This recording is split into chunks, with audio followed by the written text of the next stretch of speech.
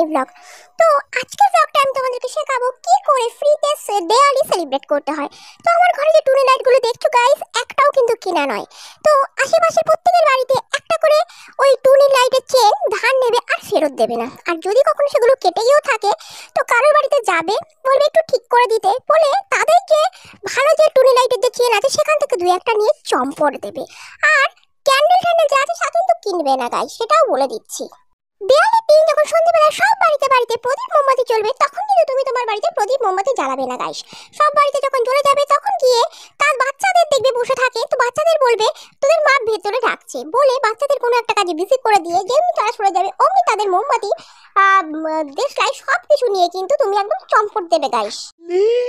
আরে ও গিন্নি, সন্ধ্যা হয়ে গেল, চাটা করবে তো নাকি? তো নেক্সট দেখো গাইস, আবার চলে এলাম।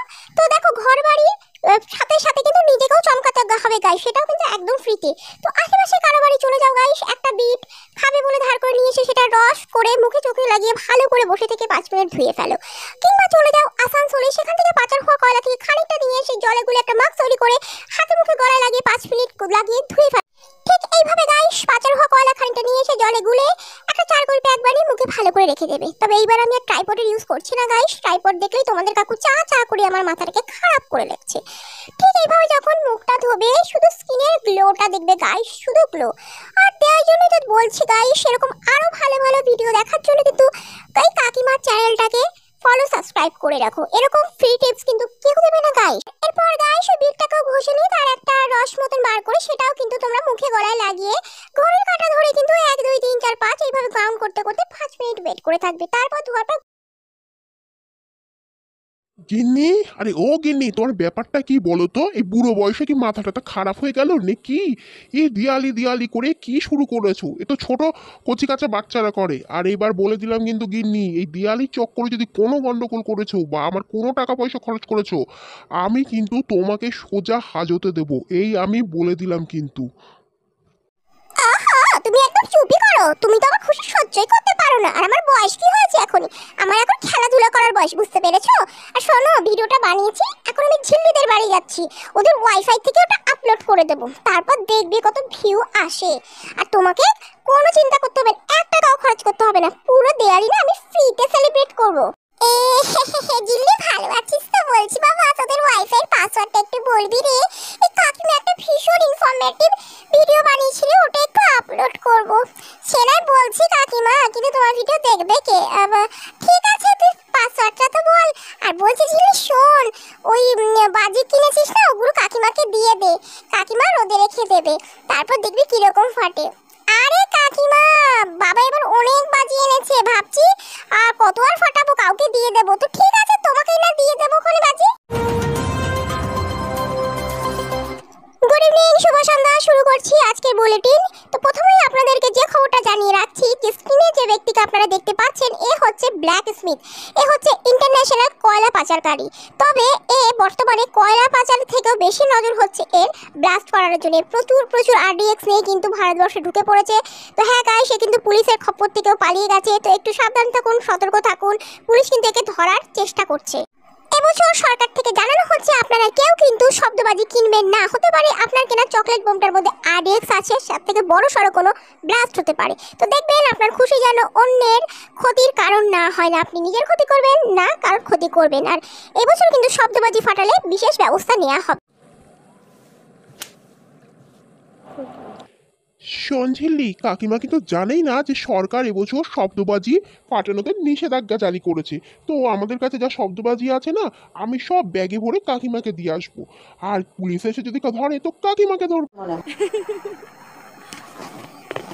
কাকিমার না এবার সব শখ বেরোবে, খুব জ্বালাই রে। প্রতি বছর আমাদের না তো পাড়াতে চাঁদা দেয়, আর আমাদের প্রদীপ মোমবাতি বাজি সব নিয়ে যায়।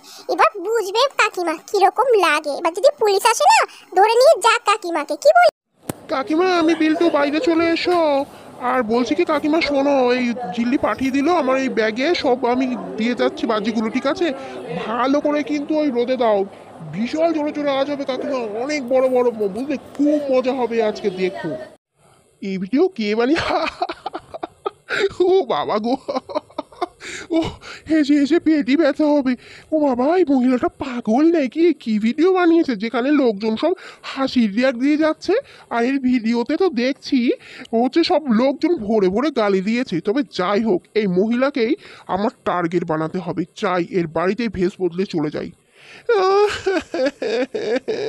কাকিমা, আমি ভীষণ গরিব কাকিমা, দুটো খেতে দেবেন? কিছু বাজি আছে কাকিমা, আপনাকে কোনো টাকা দিতে হবে না কাকিমা। আমি আমি আপনাকে সব দিয়ে দেবো। আর ঘর দোর পরিষ্কার করে হলে বলুন কাকিমা, কিচ্ছু দিতে হবে না, একটু খেতে দিলেই হবে কাকিমা। Hello hello, mic testing. আমি কন্ট্রোল রুম থেকে ইন্সপেক্টর চুলবুল পান্ডে বলছি। তো ওই বিখ্যাত কয়লা মাফিয়ার কিন্তু গুপ্তচরেরা আমাদের একটা যে লোকেশন বলেছে সেটা কিন্তু আমি এখানে ট্রেস করে দেখতে পাচ্ছি, খুব কাছাকাছি আছে।